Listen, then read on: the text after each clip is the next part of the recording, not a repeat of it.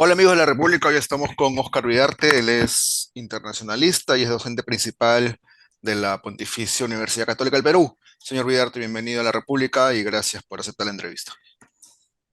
Enrique, un placer, a tu disposición. Los expertos hablan de una guerra comercial entre China y Estados Unidos. Ah, Perú, ¿qué posición está asumiendo en ella? Ya decidimos por China, lo digo porque es nuestro principal aliado comercial, se acaba de inaugurar el megapuerto de Chancay. ¿Usted considera que vamos a ir moviéndonos un poco de acuerdo a cómo se den dando las circunstancias? A ver, por lo que vimos en el primer gobierno de Donald Trump y por sus expresiones además en campaña, pues esperaríamos una política mucho más dura en lo comercial contra China. Hemos visto comentarios de gente cercana al nuevo presidente de Estados Unidos que justamente habla en esos términos, habla de aumentar aranceles y de entrar a una fase mucho más dura de competencia. El Perú creo que tiene una política exterior bastante cauta. Es cierto que el comercio con China se ha incrementado, el porcentaje de nuestras exportaciones que van a China está llegando a un nivel importante y ahora sí hay una diferencia marcada con Estados Unidos, aunque Mm. sumando ambos mercados constituyen la mitad o un poco más de la mitad de nuestro comercio con el mundo. Así que Estados Unidos sigue siendo un socio importante, digamos. Pero yo creo que la política social peruana busca no alinearse con ninguno, ¿no? Busca tratar de ser socios con ambos, ¿ok? Porque si bien en el tema económico, China, sobre todo comercial e inversiones, China es clave para el Perú, creo que Estados Unidos también tiene una cuota en materia de comercio e inversiones y en una agenda que va mucho más allá del tema económico con Estados Unidos, ¿no?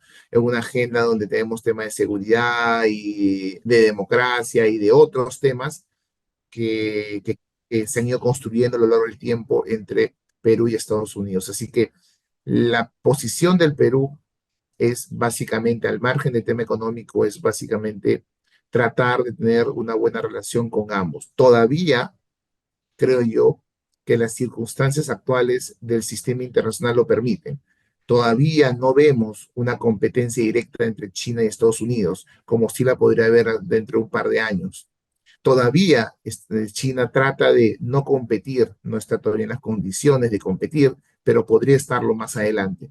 Así que todavía hablar de un mundo dividido en dos grandes potencias hegemónicas, creo que, aunque podría estar gestándose. Mientras tanto, el Perú trata de estar bien con ambos. Y un ejemplo de eso es que en la misma semana que se inaugura Chancay, que termina siendo pues un hito importante en la relación de Perú y China, también eh, aparece en primeras planas el acuerdo para que Estados Unidos tenga conjuntamente con el Perú, una estación espacial en Talar, en el norte del En país, Talara, que, correcto. claro, que constituye un tema central, no solamente para fines de investigación del espacio, sino también para fines de seguridad, porque el espacio se está convirtiendo poco a Mm. poco también en un tema de competencia entre China y Estados Unidos. Así que es bien, punto.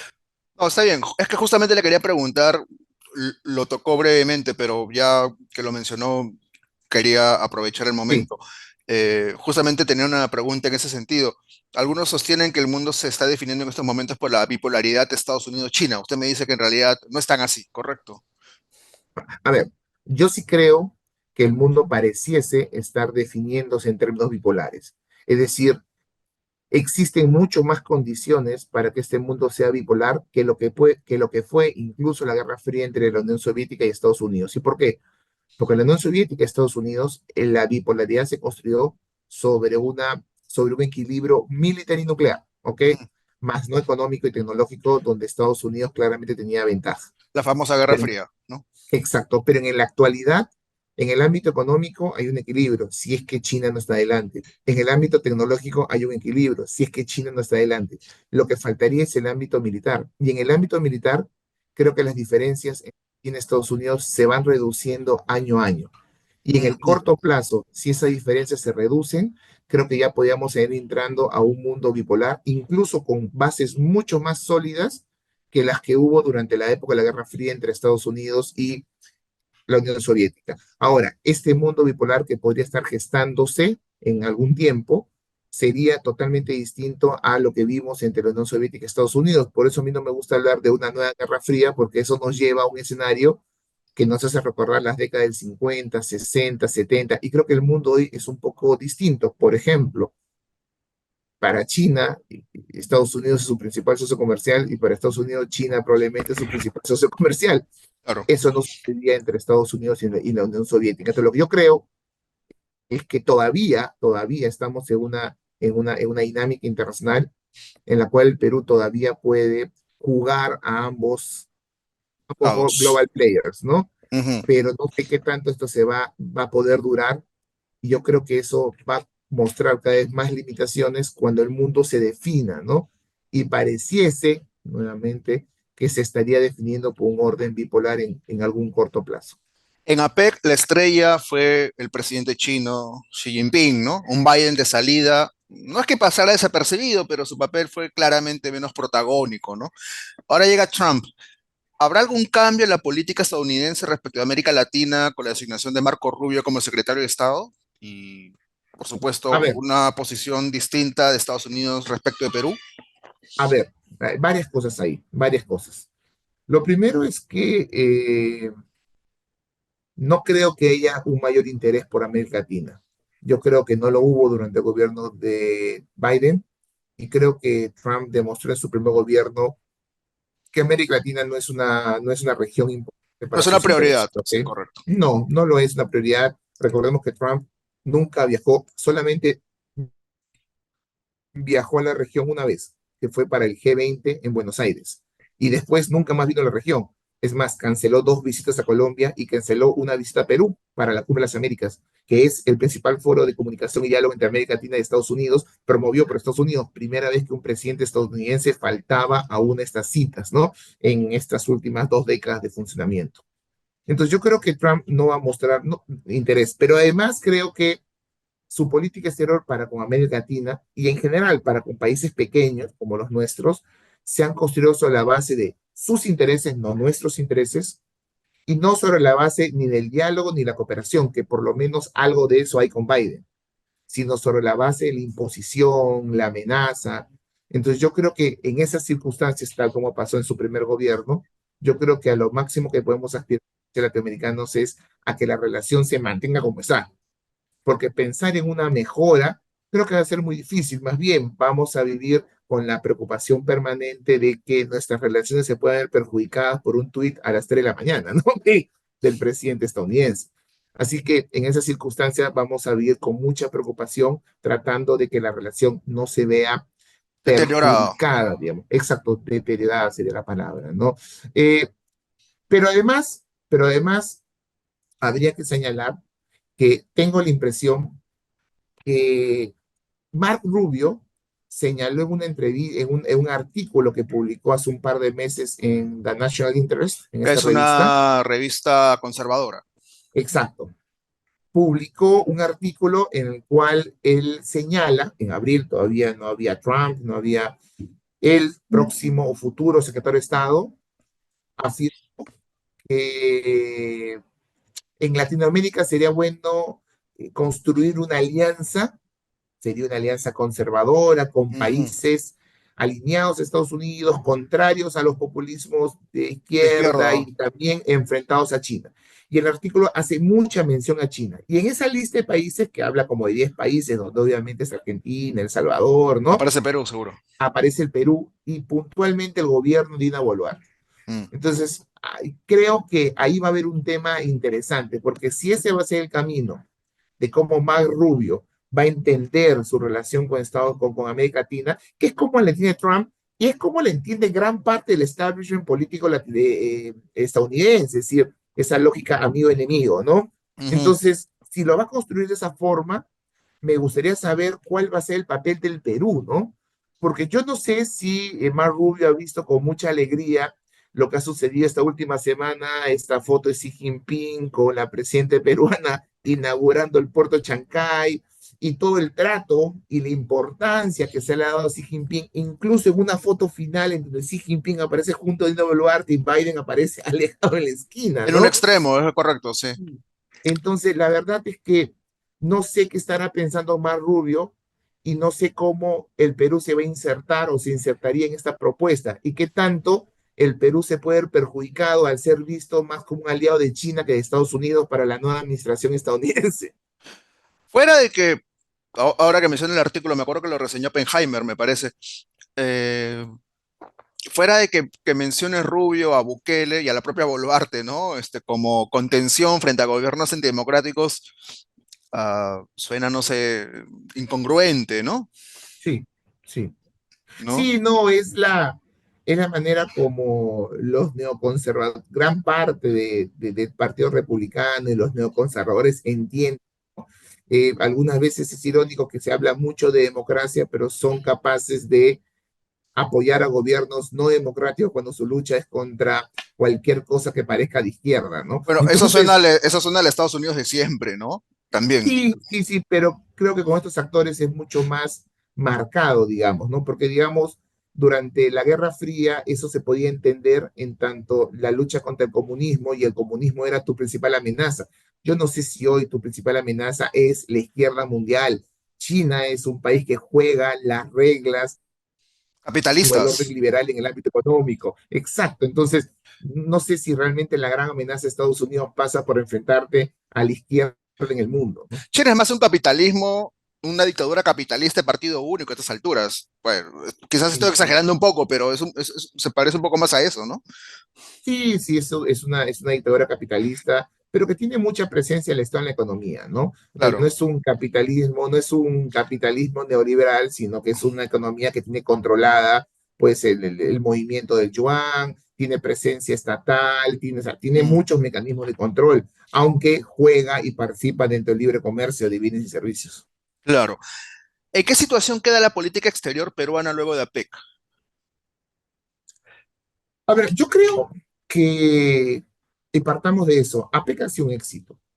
Si lo analizamos a partir de la organización, a partir de la posibilidad de que haya existido una declaración final consensuada, a partir de cómo el Perú y la política social peruana llevó a cabo el evento, a partir de todo lo que un evento requiere, en logística, en declaración, yo creo que, y En también en aspectos exposición, formales, correcto. y yo también exposición política, porque de alguna manera al gobierno le conviene tener vínculos con un montón de países potencias mundiales, que además de APEC haya habido una visita oficial de China y una visita oficial de Japón, que el gobierno haya podido aprovechar la presencia de estos líderes a lo largo de todo el año, digo, pero con especial énfasis en este último momento. Yo creo que también, no solamente formal, creo que la política social peruana y el Perú se beneficia de poder tener y aprovechar esos contactos, estos vínculos que en otras circunstancias no se van a dar, sino que en estas circunstancias, porque somos el anfitrión, ¿ok? Se dan. Entonces, el Mm, Perú ha tratado de aprovechar al máximo esas oportunidades con un montón de países importantes en el mundo y en el Asia-Pacífico. Yo creo que eso es muy positivo, ¿no? Ahora, el tema es que tampoco hay que vender humo, digamos, ¿ok? Porque muchas de las cosas que hemos visto en APEC no son resultado de APEC. El tema de Chancay no es resultado de APEC, sino que se ha aprovechado APEC para darle más en visibilidad, realidad fue ¿no? una iniciativa privada. Trabajada y desarrollada hace 5 años, ¿no? Mm. Pero además también vemos el acuerdo comercial con Hong Kong. Es algo que se viene trabajando hace varios años, ¿no? Incluso APEC como evento fue logrado durante el gobierno de Castillo. No fue un logro del gobierno de Boluarte, digamos, porque para esas cosas se postulan y se presentan documentos y te aceptan. Entonces yo creo que hay que poner todo en su sitio y muchas de las cosas que vemos en APEC no son resultados de APEC propiamente, sino son cosas que se suman a un momento, digamos. Es cierto que APEC abre un montón de oportunidades, muchas cosas que hemos hablado con un montón de países, desde Indonesia hasta China, Japón, Corea y Estados Unidos. Sin embargo, todas esas oportunidades que APEC puede generar, digamos, van a depender de otros factores, ¿no? Van a depender de factores creo que vinculados con la estabilidad interna, la estabilidad política, la estabilidad económica, la estabilidad jurídica, la seguridad interna, temas que se vienen debatiendo en el Perú en los últimos años, ¿no? Entonces, cuando hablamos de oportunidad y también de cómo el Estado peruano aprovecha esas oportunidades, te cuento un ejemplo. Chancay. Chancay, todos aplaudimos Chancay, creo que Chancay va a cambiar la dinámica portuaria y naviera de todo el Pacífico Sur. Tiene una capacidad para transformar toda la dinámica naviera del Pacífico Sur. Puede realmente ser un momento clave de quiebre en Mm. toda la dinámica del Pacífico Sur. Sin embargo, la pregunta es, ¿estamos integrando Chancay en un proyecto de desarrollo nacional? Entonces yo me comienzo a preguntar, ¿desde cuándo hablamos en el Perú de un parque industrial en Ancón este año? ¿Desde cuándo hablamos en el Perú de una zona económica exclusiva? La venimos discutiendo. ¿Desde cuándo hablamos en el Perú de un tren Lima-Barranca? Se viene hablando, pero no hay nada, digamos, todavía. La carretera panamericana sigue siendo una carretera de dos carriles. ¿Cómo vamos a recibir toda esa cantidad de camiones que pueden venir de Ecuador y de otros países? El tren bioceánico fue un proyecto del cual se hablaba hace tiempo y recién está volviendo a aparecer, digamos. Entonces la pregunta es, este tema, ¿hace cuánto tiempo se viene hablando de Chancay? 5 años. Chancay comenzó en el 2020 la construcción y desde el 2019 ya están los contratos, los estudios, entonces, la pregunta es, ¿cómo hemos integrado Chancay en un proyecto de desarrollo en estos últimos 5 años? Recién yo siento que estamos pensando en Chancay en los últimos 4 o 5 meses. ¿Cuántas comisarías tiene Chancay, okay, que haga frente a las posibilidades que Chancay se vuelva en un puerto de salida del narcotráfico como lo es Guayaquil, por ejemplo, en Ecuador? ¿Qué estamos haciendo frente a ello, digamos? La verdad es que surgen un montón de preguntas que no me quedan muy claras y que sucede con el aeropuerto Jorge Chávez, que se inaugura y no tenemos la entrada al aeropuerto, cuando eso se viene discutiendo hace varios años atrás. Entonces, acá la cuestión es cómo aprovechar las oportunidades que hemos visto en Chancay. Y si estamos en la capacidad como Estado, sobre todo en las condiciones de gobiernos tan mediocres, para aprovechar esas oportunidades. Me dice que APEC ha sido exitoso, pero que no hay que vender humo, ¿de acuerdo? Hay una expectativa en el gobierno a propósito de esto, ¿no? Reflejada por el premier Gustavo Adrianzen, de que APEC mejorará la aceptación del gobierno que él representa, ¿no? Dina Boluarte aparece con 3% según según la encuesta Sí, de Datum, que a estas alturas eso ya es pues margen de error, ¿no? sí, sí. ¿Crees justificada esta esperanza de Adrianzen? ¿Realmente APEC puede influir positivamente en la aceptación Sí, a presidencial? ver, yo creo que sí. Yo creo que APEC no solamente es importante para el país, yo creo que es importante también para el gobierno. Un gobierno con tan poca legitimidad interna y también legitimidad internacional, porque recordemos que a pesar de lo que hemos visto, los cuestionamientos al gobierno en los últimos 2 años han sido permanentes por mil cosas, de derechos humanos hasta democracia Mm, de todo tipo, países, ONGs, organismos internacionales, prensa. Es un sí. país con muy poca legitimidad. Y por eso parece un gobierno con muy poca legitimidad. Por eso, para este gobierno es fundamental este tipo de exposición. Porque el hecho de exponerte públicamente con grandes líderes mundiales, y creo que el gobierno ha tratado de sacarle el jugo con, toda esta presencia, aprovechando cada presencia y logrando reuniones al más alto nivel y tratando de salir la foto y la reunión y la premiación y la condecoración y la visita oficial. Pero yo creo que esto tiene que tener un impacto, es natural, ¿no? Que tenga un impacto favorable, externa e internamente. Ahora, cuando tu nivel de aprobación es 3%, pues subir a 6% es 100% de ganancia, ¿no? Así que la verdad es que si mañana me dicen que la aprobación de la presidenta subió 100%, es pasar de 3 a 6. Así que digamos que Claro. en términos brutos es poco, ¿no? Yo sí creo que va a mejorar, creo que va a haber un rebote producto de APEC, ¿ok? Creo que la narrativa es muy positiva respecto a APEC, pero yo creo que ese tipo de rebotes van a chocarse nuevamente con una realidad, tanto interna como externamente. Yo creo que rápidamente, si es que el gobierno no cambia de rumbo, si es que el gobierno no hace las cosas que se requieren hacer, que yo creo que es lo que va a suceder, Ah, creo que este rebote va a durar esta primavera va a durar muy poco tiempo, ¿no? Miremos a Si nivel es que se le internacional, puede por llamar ejemplo, primavera también, ¿no? y es que se le puede dar una corta primavera, ¿no? Miremos a nivel internacional, ¿no? Mira lo que ha pasado en el G20, ¿no? En el G20 reunidos en Brasil participan México, Argentina y Brasil como miembro del G20. Pero además Brasil ha invitado a Uruguay, Paraguay, que son miembros del Mercosur, él los ha invitado, y además ha invitado a Chile, Bolivia, Colombia y uno más. Yo, Chile, Bolivia, Colombia y bueno, y nadie más. Y esos tres países.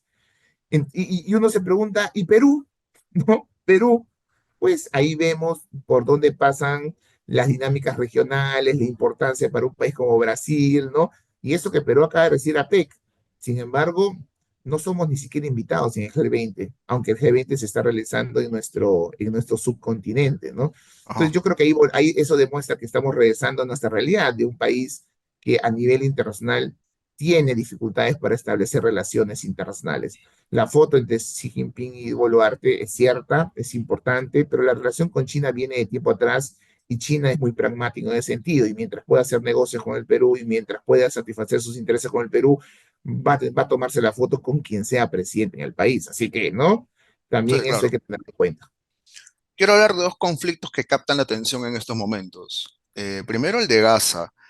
La Corte Penal Internacional ha emitido órdenes de arresto contra Netanyahu y el exministro Gallant, ¿no? Por crímenes de guerra en Gaza. También contra funcionario de Gaza, si mal no recuerdo, Mohamed Deif. Ah, ¿Hay un genocidio en Gaza? ¿Usted suscribe la idea de que hay un genocidio en Gaza? Sí, sí, totalmente. Hay un genocidio, hay claramente una práctica sistemática que busca eliminar a una población, ¿no? Totalmente, totalmente. Ya no se puede catalogar de otra manera. Ya las condiciones que hay en Gaza antes del conflicto eran lamentables y eran totalmente cuestionables. Y ahora más bien tenemos un acto de genocidio que no está teniendo ningún tipo de consideración por la vida humana, ¿no? Ya la excusa de que atacamos lugares donde se encuentra, pues jamás, ya no tiene mucho sustento. Están atacando todo, organismos organismos internacionales, colegios, hospitales. La capacidad de destrucción de este último año y pico de conflicto es brutal. La cantidad de muertos ya supera los 50.000 fallecidos. La mayor parte de los fallecidos son niños, lo cual te dice mucho de a qué se está atacando, ¿no? Ya el discurso de que jamás se oculta en la población civil ya no tiene mucho sustento, ¿no? Están haciendo una ofensiva que además que refuerza algo que algunos nos olvidamos en estos tiempos, de que Israel incumple constantemente el derecho internacional. Hay múltiples resoluciones del Consejo Federal de la ONU que Israel incumple y que en estos momentos lo olvidamos por culpa del conflicto, pero Israel incumple y ha sido condenado y sancionado muchas veces a nivel de la Asamblea General de la ONU y otros espacios. Así que yo creo que me parece correcto lo que la Corte Penal ha determinado contra Netanyahu, por ejemplo. Galante. Sí, y ganan, pero claro, en la práctica algunas veces llevar a cabo ese tipo de resoluciones es difícil, ¿no? Porque Mm, va a depender de los Estados miembros, y si bien los Estados miembros tienen la obligación de hacerlo, pues algunas veces no sucede porque Israel y las alianzas de Israel con Estados Unidos lo impiden, ¿no? Ahora, lo bueno es que creo que Netanyahu a partir de ahora, como sucede con Putin también, no va a va a poder pensar viajar, dos no va a veces, poder salir de Israel, claro. no va a salir, Salvo, salvo algunos países, va a tener muchas dificultades. claro, para movilizarse. Ah, Ahora, ¿qué responde cuando del otro lado dicen Israel se está defendiendo de los ataques de Gaza? De Gaza, de Hamas. A ver, acá hay que ser bien claro también. Hamas es una organización terrorista, Mm, ¿ok? Que comete actos de terrorismo. No se puede avalar a una organización que en el pasado ha puesto bombas en autobuses, ¿ok? No se puede avalar a una organización que en el pasado reciente, el año pasado, pues no solamente atacó militares, sino que atacó también población civil, secuestró y asesinó población civil. Eso no se puede aceptar en ningún término, ¿no? Bajo ningún término. Pero de todas maneras, el lamentable, sin embargo, pero también es cierto que Israel no es un organismo, no es un Estado, ¿no? E Israel no puede comportarse de esa manera, ¿no? Israel es un Estado que tiene una serie de compromisos internacionales que jamás no tiene y que no puede comportarse de la misma manera, ¿no? Entonces acá lo que vemos es a un Estado como Israel comportándose o asumiendo un accionar al mismo nivel que una organización terrorista. Por eso hablamos de un Estado terrorista, ¿no? Como el de Israel. Un estado cuyo Entonces, pueblo también sufrió un genocidio, dicho sea de paso. exacto, ¿no? Y que parece no haber aprendido mucho de la experiencia. Ujú. Y el otro conflicto que me interesaba tocar con usted, ya para ir acabando, es el de Ucrania-Rusia, por supuesto. La autorización a Ucrania para usar misiles suministrados por Estados Unidos lleva el conflicto a un nuevo nivel. ¿Usted qué piensa? Yo tengo, sí, obviamente, se lleva un conflicto a un nuevo nivel, porque, y eso se demuestra con la reacción de Putin, ¿no? Es decir, el hecho que Putin haya reaccionado inmediatamente al uso de esos misiles de más largo alcance es una expresión de que Rusia entiende que esto es un nivel distinto, ¿no? Ujú. En el cual, pues, el grado de afectación contra los intereses rusos aumenta, digamos, ¿no? Y también aumenta el grado de compromiso de Occidente con Ucrania. Entonces, yo sí creo que estamos hablando de otro nivel, pero que creo que hay que entenderlo en el contexto en el cual nos encontramos.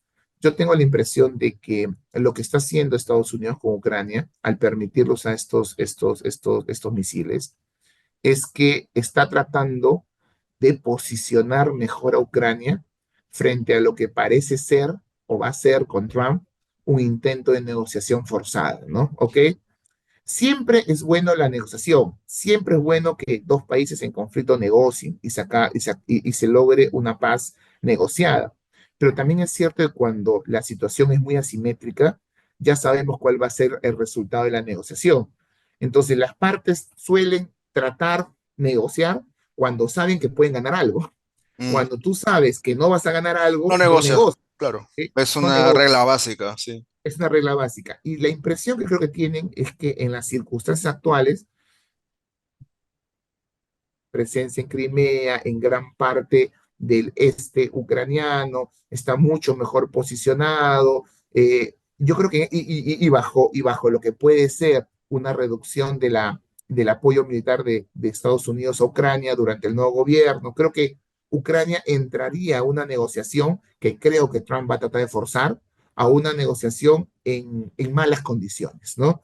Y en ese contexto creo que este permiso para usar este tipo de misiles tratarían de posicionar un poco mejor a Ucrania frente a un contexto que creo que se viene, que va a ser un contexto de negociación forzada en la cual Ucrania, digamos, va a tener las de perder.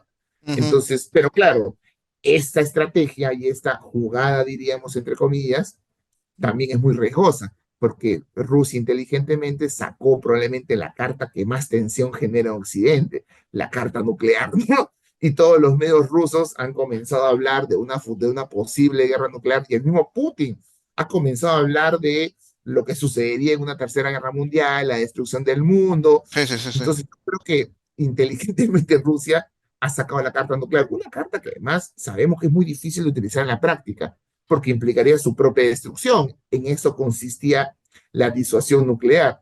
Pero el simple hecho de sacar la carta, ya casi llegando avanzado el siglo XXI, resulta regresar a varias décadas atrás, ¿no? ¿Ok?